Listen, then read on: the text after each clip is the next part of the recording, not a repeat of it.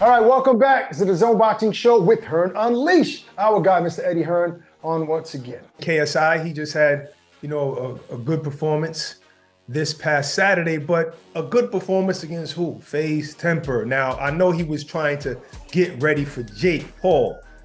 Did that get him ready for Jake Paul, Eddie? I think, firstly, again, when you go back to boxing fans, I don't know why people take it so personally what these guys are doing, right? For years and years across major sports, we've had celeb formats, right? And that's what this is. This is a celebrity format for boxing. Now, it's a bit different because it's a dangerous sport, right? I get that. Mm-hmm. But don't worry. I think that's why you should have a little bit more respect for the people doing it, because it's not celebrity basketball. Yeah, but they're not also, interfering with the NBA. You got to have respect for these guys. Let's take a minute to say these guys are doing proper camps. Mm-hmm. They're doing proper training. And you know what I saw on Saturday night? What? I saw some okay boxing. Right? Yeah. Saw Papi. Saw Papi can fight. Saw Papi's my favorite. Oh, mine. I want to turn. He's the most skillful. I want to turn Salt Papi pro. Yes. Right? Yes. Thank you, Eddie. Write that up, guys. Write that up, guys. He could drop down a few weight classes, but leave him. Leave him. He's the man of the people. He's got a belly like me. We love him, right? But what I'm saying is this, Barak, from a business point of view, this could really shake boxing up, because the perception is that these YouTubers are making so much money to fight. They're not. I know. They're making a lot less money than fighters the average man has never heard of, right? So what I'm saying to you is, I have no idea what Salt Papi got on Saturday night. What I'm saying is the arena sold out, went nuts for Salt Papi. I bet you Salt Papi got 10 times less than a world champion fighter that most people have never heard of, that won't put bums on seats and won't drive viewership, right?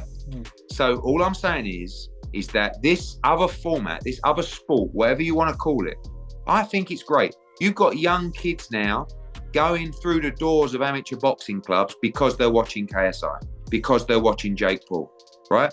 Not because they're watching another fighter that they might not have heard of. Now, the key is, and great for DAZN. DAZN had, several 100,000 subscribers on Saturday night.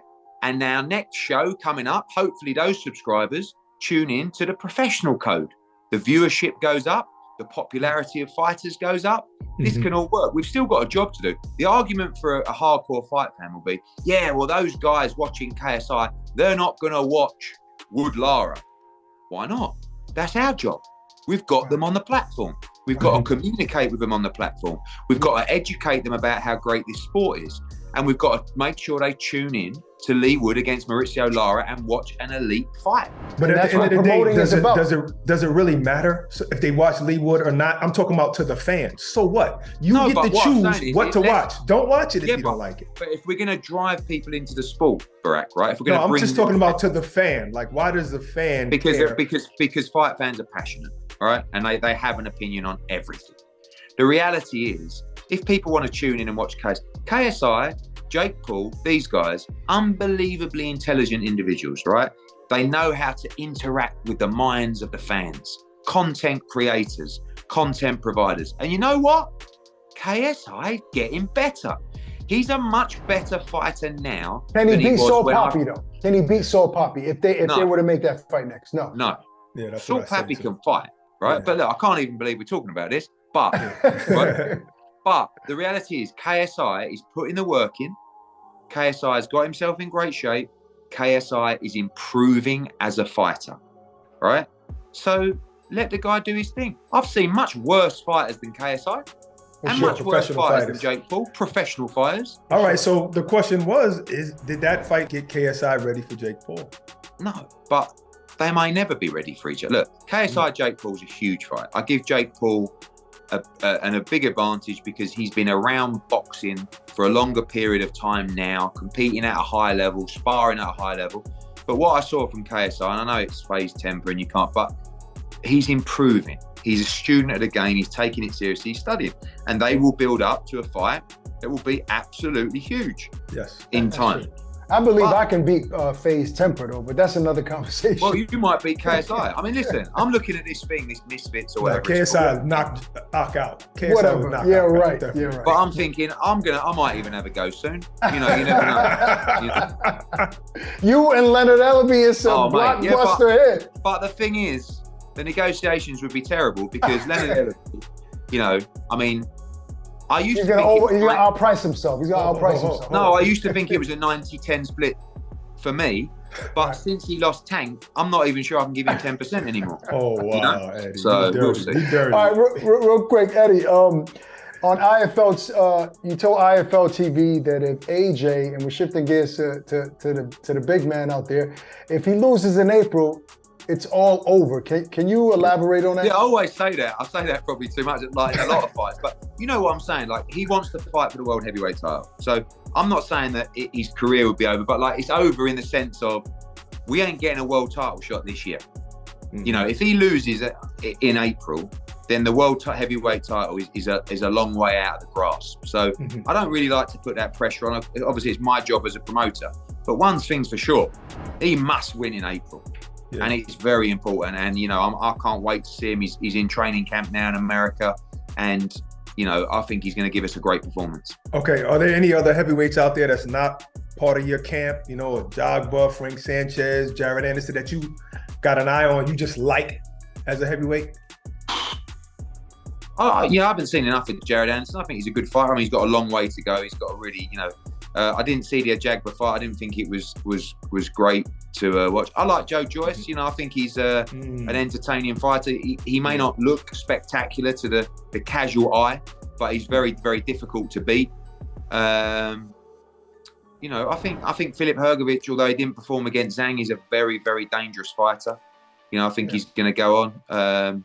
Martin Bakole, he's going to be tough to beat as well. I think the heavyweight division's in great shape, you know. Now, and I agree. With all the stuff that Francis Ngannou is going through now with the UFC, obviously he's been vocal about wanting to step in a boxing ring.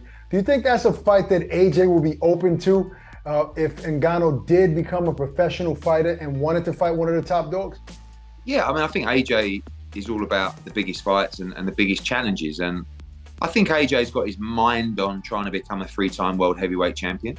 But a fight with Francis Ngannou, you know, I've been following that whole thing with the UFC with great interest. You know, I think it's fascinating, and you know, what's your opinion on that? What is your opinion on how Dana is treating Ngannou?